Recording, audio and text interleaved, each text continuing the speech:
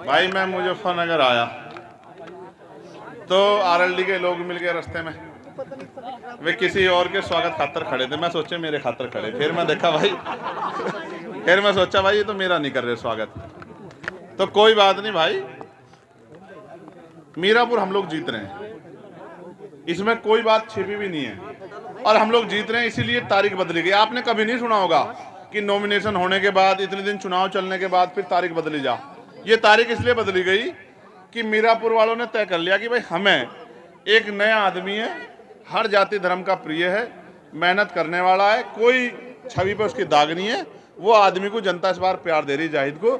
इसको रोकने के लिए सब कुछ करागा। हम इन चीज़ों से डरने वाले नहीं।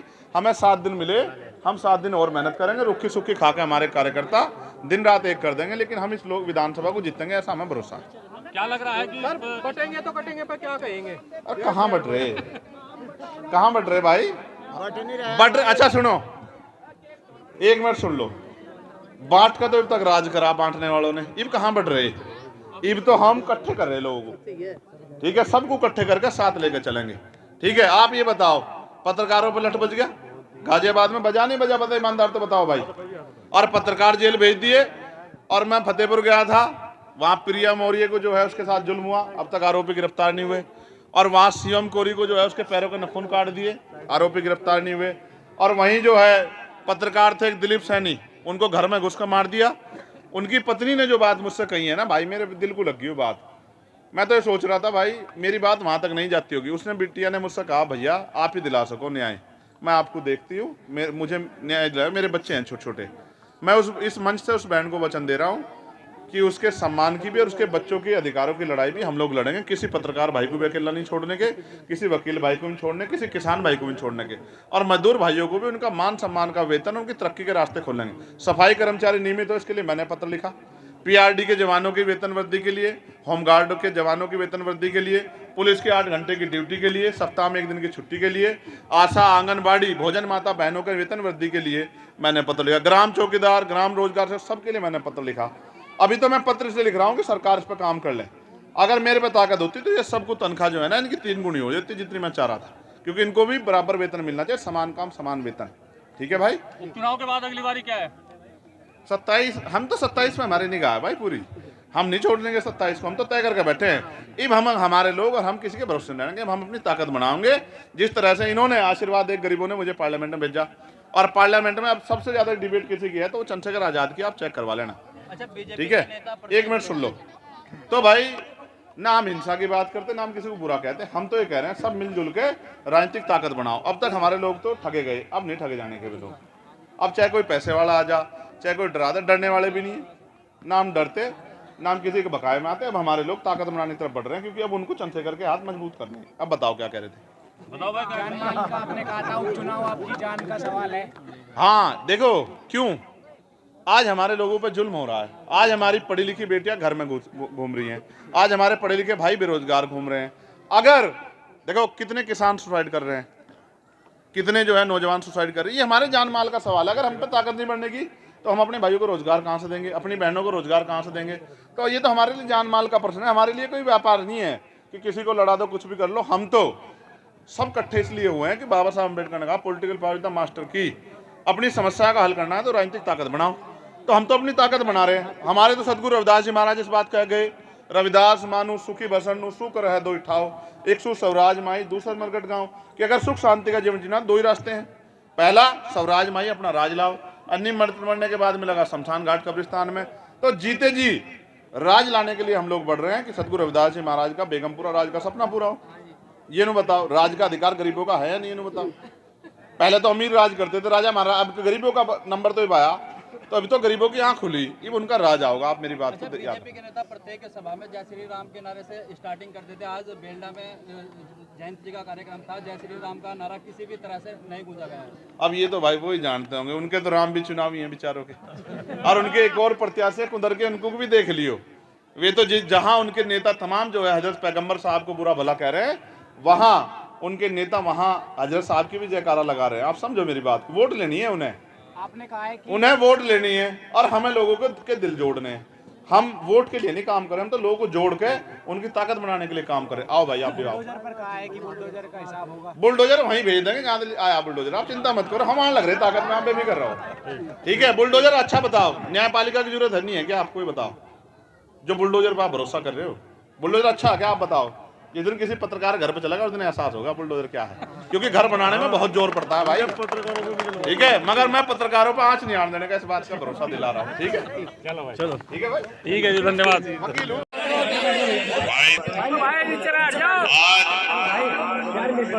गादला गांव में इस चुनावी कार्यक्रम में मुझे आने का मौका मिला। मैं पहले भी इस गांव में आया हूं। जब मैं 16 महीने की जेल काट के आया था तो मेरे मन में ये पीड़ थी कि जिन भाइयों ने ये विश्वास दिलाने कि वो अकेले नहीं है, तो तब मैं भाई अमरीश जी के परिवार से मिलने यहाँ आया था। उसके बाद आज तक का दिन है, लगातार हम लोग मेहनत कर रहे हैं। आज हम लोग चुनावी कार्यक्रम में हैं, लेकिन इस मिट्टी से मेरा रिश्ता चुनावी नहीं है। जन्मे सभी संतों, गुरुओं और महान पुरुषों को नमन करता हूं, और जिनकी वजह से हमें अवसर मिला, राष्ट्रपिता ज्योतिबा फूले, छत्रपति साहू जी महाराज, डॉक्टर बाबा साहब अम्बेडकर, संत राम बी ए प्रजापति, महामना राम शुभ वर्मा, बाबू जगदेव प्रसाद कुशवाहा, जननायक कपूर। भावुक भी हूं क्योंकि जो हम कर रहे हैं, लेकिन उस तरह की ताकत अभी नहीं बनी।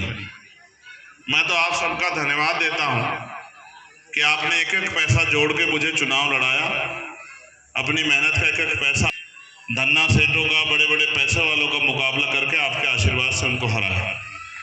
आप ये भी जानते हैं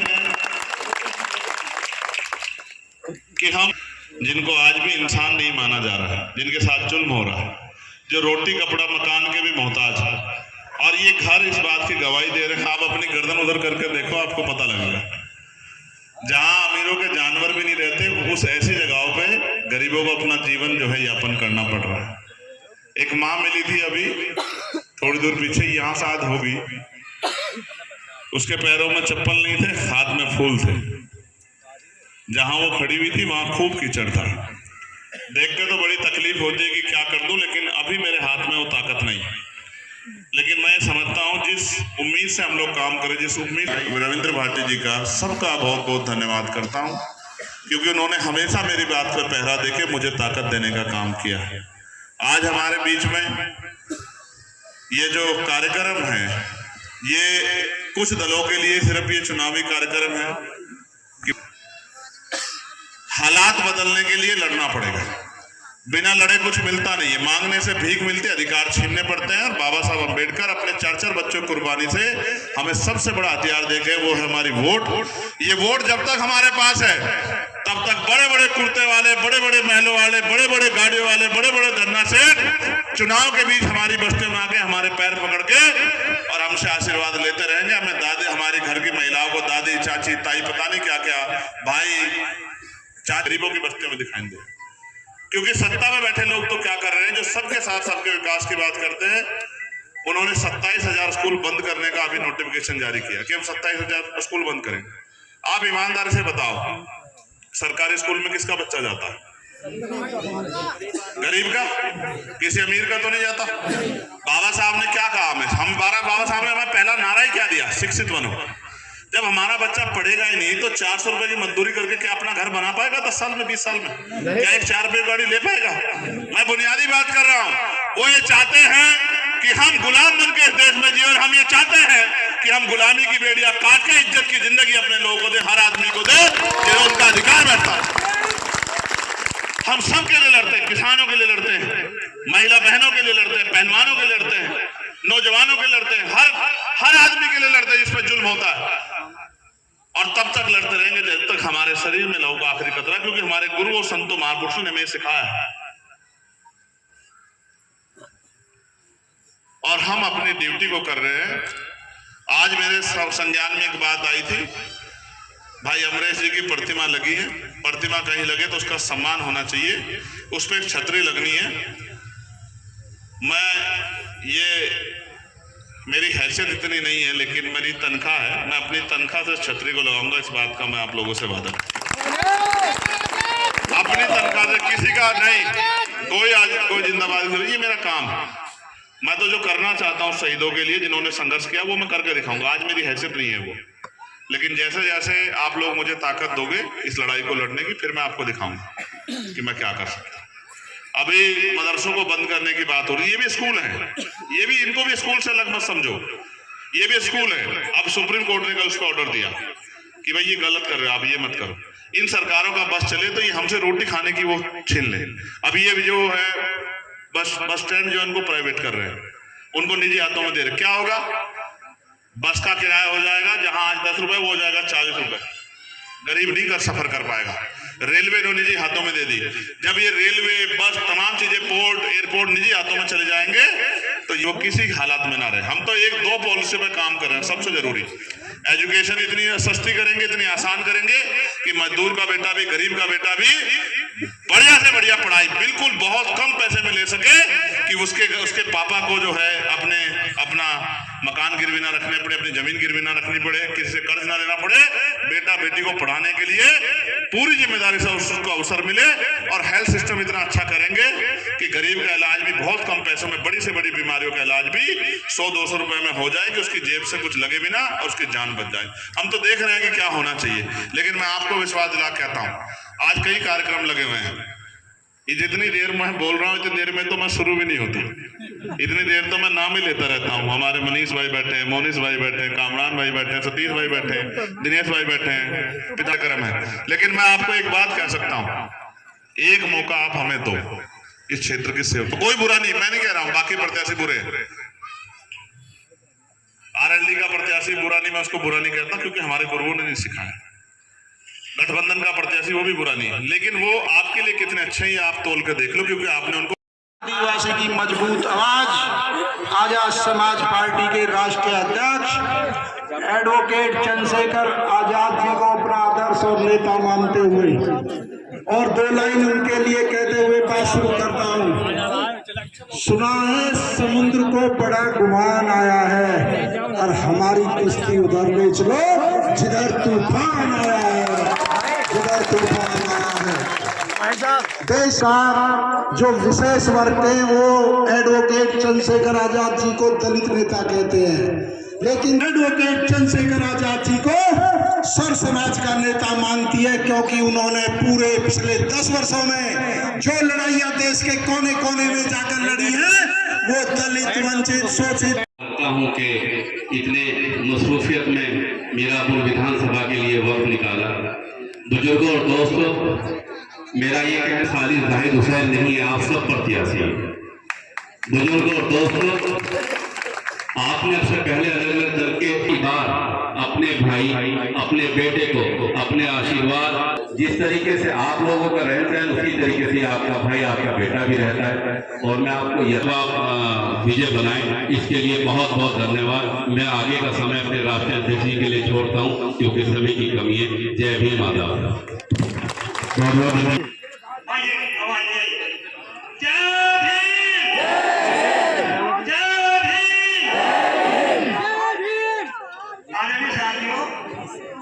आज जो सभा है, चंद्रशेखर भाई गांव वालों में पढ़ावे जो, और चाहे असंगों में टिकट दिया चंद्रशेखर भाई को, इसे सफल बनाए, ये तरीका निशान है।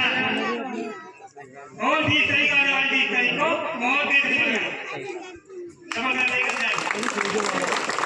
बहुत बहुत धन्यवाद। ये चुनाव चंद्रशेखर आजाद के मान सम्मान का चुनाव है, रविंद्र भाटी के मान सम्मान का चुनाव है, ये मनीष प्रजापति के मान सम्मान का चुनाव है। ये बताने का चुनाव है कि सिर्फ अमीर राज नहीं करेंगे, गरीब भी मेहनत करके आगे बढ़ सकते हैं और गरीब भी अपने लोगों की लड़ाई लड़ सकते हैं। ये बताने का समय है, क्योंकि बाबा साहब अम्बेडकर ने हमें मुख्य धारा में लाने के लिए वोट का अधिकार हमें दिया था। इसलिए बस मैं आपसे ये कह रहा हूँ, घर से निकलो, अगर सच में मुझसे प्यार करते हो, सच में आपके दिल में मेरे लिए रिस्पेक्ट है और आप अपना जीवन बदलना चाहते हो, मैं लिख कर देता हूं, एक मौका देके दिखाइए तो शुरुआत है। आप मौका देना 2027 में। अगर आपका बच्चा बेरोजगार रह गया तो मेरा नाम चंद्रशेखर आजाद नहीं, इस बात को आप याद रखें। आज आपके पढ़े लिखे बच्चे पढ़ लिख के बेरोजगार घूम रहे हैं। माए जो है ना घर पे ही, और मैं तो जानता हूँ भट्टों पे काम करते, कोलू में काम करती, खेतों में काम करती अपना पेट पालने के लिए, पशु पालती है, खेत से घास लाती है, जमीन नहीं है, दूसरों खेतों से घास लाके अब दूध बेच के अपना घर चलाती है। एक मौका दो, आप देखना घर तक लाके रोजगार दूंगा, कुटीर उद्योग लगा के पूरी जिंदगी ये कहते रहोगे कि हमारे बेटे ने हमारी जिंदगी बदल के रख दी, हमें गरीबी के दलदल से निकाल दिया। अवसर की बात है ना, जो पैसा पूंजीपतियों पे खर्च हो रहा, बताओ बिजली का बिल क्या है अभी? 8 रुपए। क्यों सोने के तारों में आ रही बिजलियां? फैक्ट्री वालों की बिजली तो माफ, उनका बिल हाफ, और पूंजीपतियों का कर्जा माफ, लेकिन किसान का नहीं करेंगे बिजली का बिल माफ, गरीब का नहीं बिजली का बिल माफ करेंगे, इनके कनेक्शन काटेंगे। अभी हमारे यहाँ काटा था एक आदमी ने, मैंने उसको समझा दिया कि सारे कनेक्शन काट दूं, इस बात को याद रखना, अगर किसी गरीब के घर जाके कनेक्शन काटने का ऊपर, ठीक है? अब पता करवा लेना, मैं तो सज्जन आदमी हूँ, ये संदीप भाई और लोग जानते हैं, सब लोग तभी भारत समाचार में काम करते, मैं तो सज्जन आदमी हूँ, मैं तो ड्यूटी कर रहा हूँ। ये खतौली में मेरे साथ थे, खतौली में मेरी बात को नहीं मान रहे थे, तो कह रहे थे भाई ये तो फलानी पार्टी ढिमकी पार्टी। मैं आज कह रहा हूँ ये तो 13 तारीख इसलिए हटी है कि आप चुनाव जीत रहे थे, ठीक है? ये इसमें कोई दो राय नहीं है, आप जीत रहे थे चुनाव, इसलिए 13 तारीख हटी। अब क्या किया जाएगा सुन लो। एक आपसे हिंदू मुसलमान बनाने की कोशिश करेंगे, चुनाव में झगड़ा कराने को, समझदार है ना, उनके लिए तो ये सिर्फ चुनाव है, और मेरे लिए आपकी जिंदगी और मौत का सवाल है, ठीक है? नहीं, ये मेरी बात को आप याद रखना बहुत समझदारी से। आप उन्हें घर को चेक कर रहे हो, बताओ कितना प्लस्तर जरा इधर को मुंह उठा के देखो, क्यों नहीं हो रहा भाई? ये इंसान नहीं है, जिंदगी बीत गई है मेहनत करते करते, 200 रुपए बचाते हुए, तब जाके ये मकान बना के खड़े किए मेरे लोगों ने, मैं जानता हूँ बहुत मेहनत लगती है, और मुख्यमंत्री के बुलडोजर के टूटने में टाइम नहीं लगता, एकदम टूट जाएगा। देंगे सबका जवाब, 2027 में सबको जवाब देंगे, आप चिंता मत करो, बुलडोजर को भी जवाब देंगे, बुलडोजर वालों को भी जवाब देंगे, हर उस व्यक्ति को जवाब देंगे जिसने लोगों को परेशान करने का काम है। और वर्तमान प्रधान दिलसाद जी यहाँ हैं, और एक बहुत बड़ी टीम यहाँ है। भाई पहले नौजवानों के नाम ले रहा हूँ, भाई अरविंद, मोहित कुमार, भाई आप ये बताओ यहाँ समाजवादी पार्टी जो गठबंधन का पड़ते प्लस क्या उनके पास, बताओ 6 ईमानदार है कुछ? और उनसे ज्यादा 80% में जाहिद है, बताओ है या नहीं है? ईमानदार से बताओ, है या नहीं है? बताओ। तो उनके पास क्या है? जितना वोट आप उनको दोगे, उनको नहीं देने आप, उतना आप भाजपा की मदद करोगे, मेरी बात को आप याद रखना, ठीक है? नहीं, यहाँ तो शुरुआत जो है 60,000 से होगी जाहिद की, कितने से होगी?